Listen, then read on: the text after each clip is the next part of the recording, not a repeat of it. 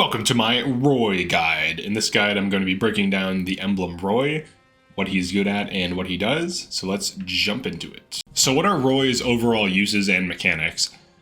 His overall use, I would say, is a mixture of tanking, strength fixing, leveraging holdout, in some instances increasing mobility with advance, increasing effectiveness with rise above, which slightly increases your stats, and also by delaying enemies and hitting up to 3 enemies with a single attack for some decent damage with Blazing Line, while also creating a fire area that can slow down enemies. So it's a little bit of utility, a little bit of tanking, a little bit of strength fixing. He does enable holdout builds, and he is the best source for a free holdout. Holdout is very expensive in terms of SP if you want to run high levels of it. So if you want to get holdout plus, which is arguably the best one, it costs 5k SP, or you can just run Roy and you get it for free. He also improves strength, which is great on damage units. He improves health, which is good on tanks. And holdout also enables crazy tanking because it prevents you from dying, straight up. So if you were to take 1,000 damage, you would still be put at 1 health. So mixture of tanking, some damage output, and, some crowd control, a little bit of crowd control. The stat increases on Roy are in HP, strength, and res. Now the nice thing about him improving res is a lot of units that are enemy phase tanks tend to have poor res, or they have more defense than res, so it helps mitigate damage from incoming spells and magical damage sources. The increase in HP is also nice for general tanking and durability. And of course, strength increase is massively useful and is good on player and enemy phase. His increases, like the amount he increases these stats by, caps out. So at bond level 10, you have plus 7 HP, plus 3 strength, and plus 2 res. But then once you do his paralog, you can get all the way up to bond level 20. And at bond level 19 is when you hit his max stat increases of plus 10 HP, plus 6 strength, and plus 3 res. Plus 6 strength is a substantial amount of strength. If you are doubling, that is 12 damage. If you are quadding, that is 24 damage. So that's a non-trivial amount of strength to give a unit, in addition to giving them holdout. So he does help a lot of different unit builds in a lot of different ways. So Roy's paralog, the Binding Grounds, unlocks after chapter 19 when you get him back. And it is, I would say, one of the easier ones if you know how to deal with it. There's a lot of enemy wyverns. So if you have good enemy phase builds, like a bonded shield build or a bunch of chain garters, you can easily deal with this map. You're going to want Worm Slayers, Archers, Excaliburs, Elwynds. There's just a ton of flyers. So if you have good enemy phase builds, if you just have good positioning, it helps to know where the reinforcements are coming from. But outside of the flyer reinforcements, it's not really that difficult of a map, and you can easily enemy phase most of it with Bonded Shield, especially if your Bonded Shield can fly. If not, you can just hold certain positions, and it's really not that bad. Let's talk about the emblem weapons of Roy. So the first one is Lance Reaver, and this is actually pretty nice to have, especially on a sword unit, or just any unit who wants to just have an advantage against lances. Now, like all Reaver weapons, it loses its advantage against what it usually counters, so you lose axe advantage but gain lance advantage. It does give you a little bit of crit rate. The weight on it isn't that bad. It doesn't seem to have any weight on it, or it's very low. So Marin at 10 build has no speed reduction. The might is okay, the hit is decent, but being able to break a lance on a unit who doesn't have access to that is pretty nice. And also, it is a sword, so if you run sword power, the nice thing about Roy is if you run sword power as one of your passives, it affects all of his weapons. So you can counter axes and lances with Roy while also taking advantage of sword power. So that's something to point out. You also get a Worm Slayer. So it's effective against dragons, like most Worm Slayers. This one in particular is lightweight. So it should be a little bit better than the default because it has more chance to double. Like, it has higher potential for doubling. The Binding Blade is a 1 to 2 range physical but light, heavy-hitting sword. So this is actually a really good sword. It also gives you defense and res plus 5.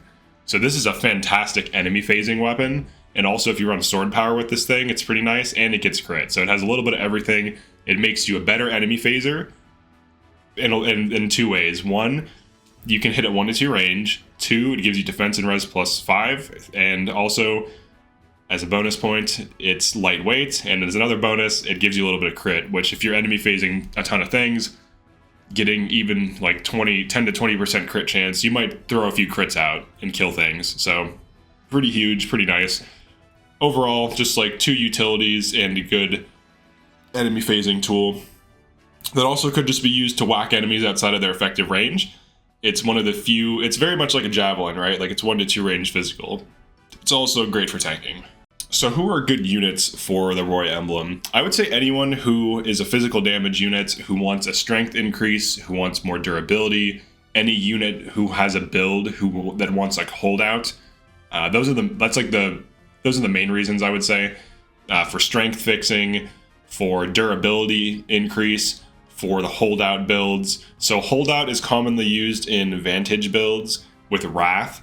So you have a unit with Vantage, and then Wrath, and then Holdout. And the idea is it's a crit build where you get your health low enough so that Wrath and Vantage trigger, so that you have high crit rates, and you also hit before the enemy hits you. And then Holdout is your get out of jail free card. You can also run it on any unit who is tanky that you just want to have a get out of jail free card on. So you can run this on like Goldmary, Chimera, Panette, any general physical tank, even Louis or Jade if you want to run those. So pretty much any unit who wants more strength or more durability can make use of Roy, and he will help them. Now, specifically, I wouldn't put him on magic units because it's not going to help them much, really. Like the holdout will be what you would be using it for. Advance is also nice for increasing attack range. So it essentially gives you +1 move when attacking, which is kind of nice. And then Rise Above, the way Rise Above works, it doesn't just give you +5 stats, it simulates 5 level ups. And the difference between random and fixed growth, I'm not sure, but for fixed growth, I know for certain that it just does 5 level ups on fixed growth. So if you're like 50% speed growth, you'll basically get like +2 to 3 speed. So that's essentially how it works. So it'll increase most of your stats by 1 to 3 for the most part. So it's still helpful. And you can see here I get +1 move on cavalry specifically. So it's like a little bit of a mixed bag, but mostly strength fixing and tanking, I would say, are the main use cases for Roy.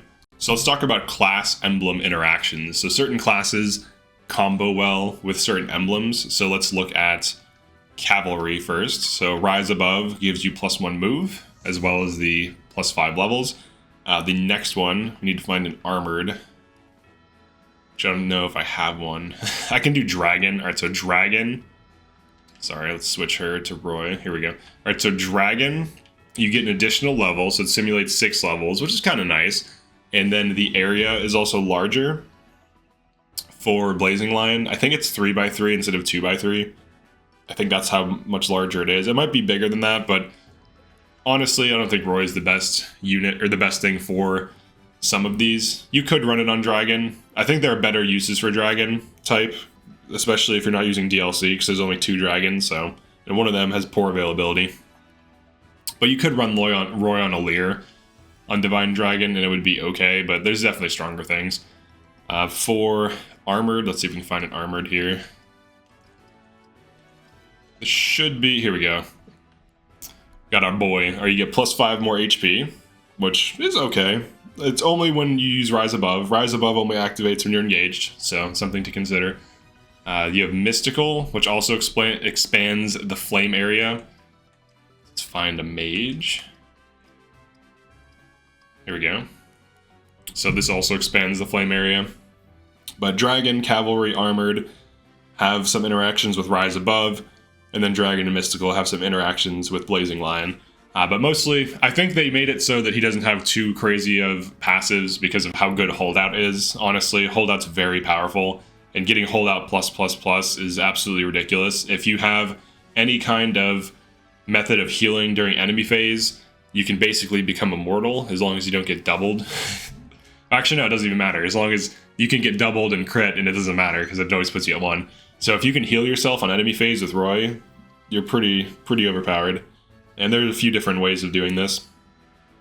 But yeah, in terms of class interactions, there's not like huge class interactions. In terms of good classes for the unit, pretty much any physical damage dealer or any physical tank. So that includes warrior, hero, halberdier, wyvern, griffin knight, paladin, wolf knight. Pretty much anything, any physical class is good. You know, pick one. Pick a class. They're all the physical classes are good on Roy for the most part. So let's talk about Roy's passives and which ones are good to use and why. So he has the Strength Plus passives, which caps out at Strength +6 for 6,000 SP.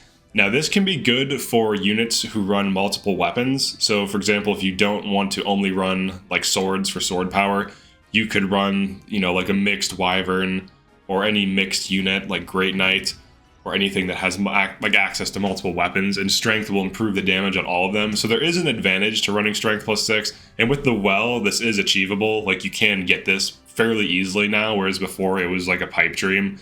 Before the well update, without DLC, there's no way you're getting this on anyone on Maddening. So strength can be good for hybrid builds. Sword power is really good for sword builds. It also affects the Levin sword, so it gives you +10 damage at sword power 5 on Levin sword, and if you're doubling, that's +20 damage, which in my opinion makes the Levin sword better than Bolganone, because now you have this ability that drastically scales the damage at all times during enemy phase as well. That's a key thing here. It's not like Lunar Brace where it only functions on player phase.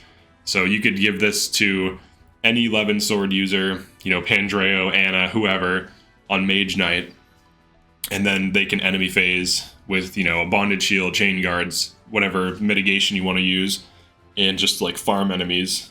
So sword power and strength are pretty solid. Holdout is very good. Now the difference between holdout plus and holdout plus, or yeah, holdout plus and holdout plus is with holdout plus, as long as you have 2 HP or more, you won't die. Whereas with holdout plus, you need 10% HP or more. So the threshold for survivability is much higher. So if you have any kind of healing on enemy phase, you will consistently survive combats as long as you counterattack and heal before the next combat at 1 HP. And this enables specific builds that are pretty broken. So anything with Nosferatu is now enabled by this. Literally anything. So Soren, Micaiah, anything that allows healing. I believe Erica allows healing, but I think that might be player phase only. So, you know, certain things, I think Soul can counter or can trigger on enemy phase, so that you could run Diamant with holdout plus. But holdout's very strong. Even just the basic level is good for tanking. So like, let's say you have a unit who for sure would get killed and they're at 30% or more. Just having basic holdout is a get out of jail free card for your units that allows them to tank lethal damage. So just the basic level is usually good enough. But if you want to go for some hyper crazy enemy phase build, getting the highest rank can be worthwhile. And then finally you have Advance. This is a utility that gives you +1 move when you attack, so that you can bridge the distance gap with melee attack specifically. So it doesn't extend the reach of ranged weapons, it just extends the reach of melee weapons. I would say this is not really worth it.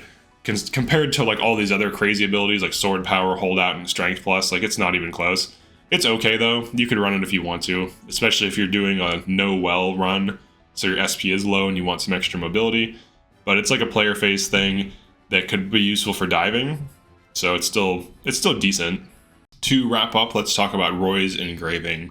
So this thing is usually thrown on a Thunder Tome if you're running Dire Thunder, or weapons that can only hit once anyways. It does give the weapon +8 weight, which is a lot, and it gives you -30 avoid, but +2 damage. So the whole point of this thing is to increase damage on single hit weapons, to put it on units who don't double or can't double, or to put it on units who aren't going to avoid or can't avoid. Generally, I would say this is commonly put on, you know, a Thunder Tome for Dire Thunder builds, and then eventually you could replace it with Ike, who basically does the same thing. It makes the weight crazier, it gives you more might, but it also doesn't have the downside of -30 avoid. Generally, if a unit's running this, they kind of turn themselves into a lightning rod for getting killed by enemies, because you reduce your avoid substantially, and you basically guarantee you're going to get doubled by anything. So as long as you're safe with the positioning, or you use this on like a tank who can easily tank heavy hits or tons of pressure, you'll be fine. but it's mostly just used for the +2 might on single hitting weapons to further boost lethality. But that's pretty much it for Roy. In terms of overall use cases, he's very flexible. He doesn't have like a specific thing that he needs to do, but he can enable a lot of different builds. So I'll just show this particular use case. So we have Marin on Wolf Knight. So in this case, I wanted to keep her on Wolf Knight. She has a Silver Dagger +4, and she also has Lunar Brace for player phase nuking. She has speed +4, just so that she's fast. But Roy gives her more durability than she should have. He gives her +10 health in this case, which is nice, and holdout ++. Now, once she gets, her bond maxed out, as long as she has 2 health, she can survive lethal blows. So if she can tank 1 enemy normally and be at least more than 1 health, she can tank 2 enemies on Wolf Knight, which isn't even a tanky class. So I'm using Roy in this particular case to give her more damage, and I'm combining that with Lunar Brace to boost the damage even more so that she can consistently either 1 round or almost 1 round on Silver Dagger on a team with a kind of high distribution of XP. Like, I'm running a full team in this case, so I don't have a ton of power leveled units necessarily. The Rise Above is nice, and the Blazing Line utility is nice to just debuff enemies by stalling them positionally, like debuff their movement in a sense. But yeah, and also she has Hobble, so she can essentially force enemies. She has this constant movement debuff. She can body block, she can tank with holdout, she can deal decent damage. This is just a basic example, but this is proof that Roy can turn a Wolf Knight, which is not necessarily tanky, into a tank just by giving it holdout and more health. So if Marin can be a tank, anyone can be, and if you run Roy on units that are naturally tanky, he'll enable them to be insanely tanky. So you want fast units, either units with really high defense or fast units with above average defense and res. So that way when they get hit, they don't hit very hard, and they also don't get doubled. So if you put this on, she could potentially tank 3 to 4 enemies just because of holdout and the health increase, given her defensive stats. I mean, 17 defense, maybe if she's on something else, but this is just an example. I'm mostly using it to strength fix and to off tank a little bit. So that's the general use case though. Strength fixing, off tanking. And yeah, the advance can be nice. Now advance doesn't work with Silver Dagger because you just attack at 2 range. So yeah, that's it for this one. Definitely like and subscribe if you enjoyed this or found this useful. I still need to finish up a few other emblem guides, and I'm currently doing a DLC run where I have the new DLC characters, and I'm going to be doing guides on those soon. So definitely look out for those. Be sure to like and subscribe, and I'll see you next one.